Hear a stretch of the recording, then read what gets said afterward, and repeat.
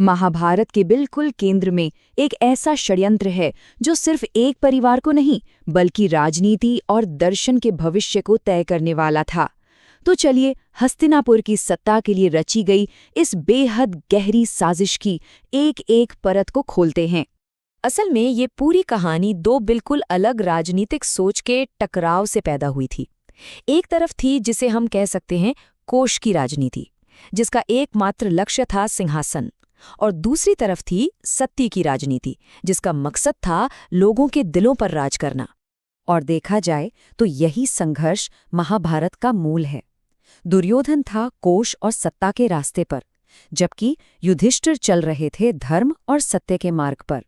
ये टकराव सिर्फ दो राजकुमारों का नहीं था, बल्कि जीने के दो अलग अलग तरीकों का था। तो हुआ ये कि जैसे जैसे युधिष्ठिर की लोकप्रियता बढ़ने लगी, वो दुर्योधन के लिए एक बहुत बड़ा खतरा बन गए, और बस यहीं से उस घातक षड्यंत्र की नींव रखी गई जिसे हम सब लाक्षागृह के नाम से जानते हैं। दुर्योधन और उसके मामा शकुनी का मकसद बिल्कुल साफ था।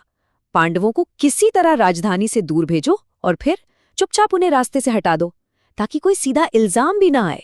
एकदम साफ सुथरा काम। इसके लिए उन्होंने एक बहुत ही शातिर योजना बनाई। वारणावत में एक ऐसा महल तैयार किया गया जो देखने में तो बड़ा भव्य था, लेकिन असल में वो लाख, मोम और दूसरी बेहद ज्वलनशील चीजों से बना था। समझ लीजिए मौत का एक खूबसूरत जाल। और जो वास्तुकार था पुरोचन, उसके ये शब्द इस योजना की क्रूरता और सटीकता को साफ साफ दिखाते हैं। मतलब कितनी ठंडे दिमाग से की गई हत्या की तैयारी थी ये। लेकिन इस षड्यंत्र से हर कोई सहमत नहीं था। दुर्योधन के अपने ही खेमे में इस पूरी योजना की नैतिकता पर सवाल उठने लगे थे, और ये सवाल किसी और ने नहीं, एक महान योद्धा ने उठाए। वो थे दुर्योधन के सबसे करीबी मित्र कर्ण। उन्होंने इसे साफ साफ कायरता कहा। उनका मानना था कि असली योद्धा धोखे से नहीं, बल्कि युद्ध के मैदान में आमने सामने लड़ते हैं। कर्ण के लिए मामला सीधा था।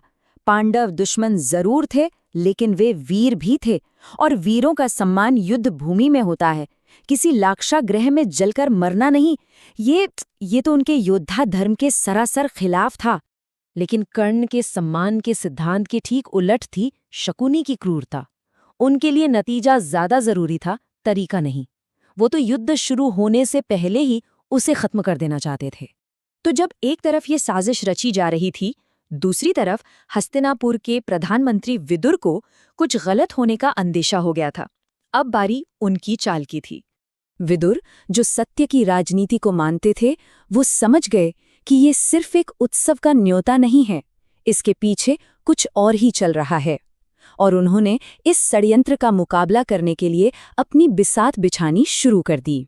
विदुर ने बड़ी चतुराई से राजा धृतराष्ट्र को सलाह दी। उन्होंने कहा, या तो आप खुद युधिष्ठिर के साथ जाइए, इससे लोगों का आप पर विश्वास बढ़ेगा, या फिर दुर्योधन को साथ भेज दीजिए ताकि परिवार में एकता का संदेश जाए।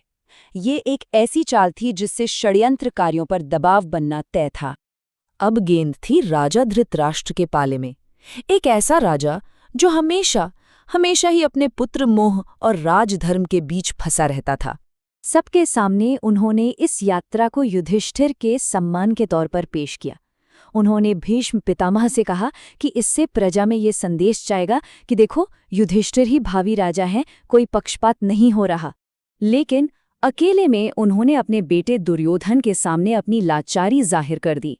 उन्होंने इस साजिश को न सिर्फ अपनी खामोश सहमति दी, बल्कि इसकी पूरी जिम्मेदारी दुर्योधन और शकुनी पर डाल दी। और इन सब से बिल्कुल अनजान पांडव अपनी विजय यात्रा से लौट रहे थे। उन्हें अंदाजा भी नहीं था कि हस्तिनापुर में उनका स्वागत एक घातक जाल से होने वाला है। जब पांडव वापस लौटे तो पूरी प्रजा ने उनका जय जयकार किया, और उनकी ये बढ़ती लोकप्रियता दुर्योधन की ईर्ष्या की आग में घी का काम कर रही थी, इस षड्यंत्र को और मजबूत कर रही थी। और यहीं युधिष्ठिर के चरित्र की असली गहराई दिखती है। युद्ध में जीता हुआ सारा का सारा खजाना उन्होंने हस्तिनापुर को सौंप दिया, ये कहते हुए कि ये धन मेरा नहीं, ये राज्य का है। ये सत्य की राजनीति का सबसे बड़ा सबूत था। और फिर राजसभा में राजा धृतराष्ट्र ने वारणावत जाने का आदेश एक राजकीय कर्तव्य और एक बड़े सम्मान के रूप में दिया। जाल अब पूरी तरह बिछ चुका था। विडंबना देखिए, जिस राजा और जिस राज्य के प्रति युधिष्ठिर इतनी निष्ठा दिखा रहे थे, वही उन्हें मौत के मुंह में भेज रहे थे। उनके अपने ही शब्द उस समय की पूरी स्थिति पर एक गहरी चोट करते हैं। तो यहाँ एक बहुत बड़ा सवाल खड़ा होता है कि जब छल और कर्तव्य आमने सामने हो तो विनाश किसका होता है? उस रास्ते का जो धोखे से बना है, या फिर उसका जो कर्तव्य निभाते हुए उस पर चल रहा है?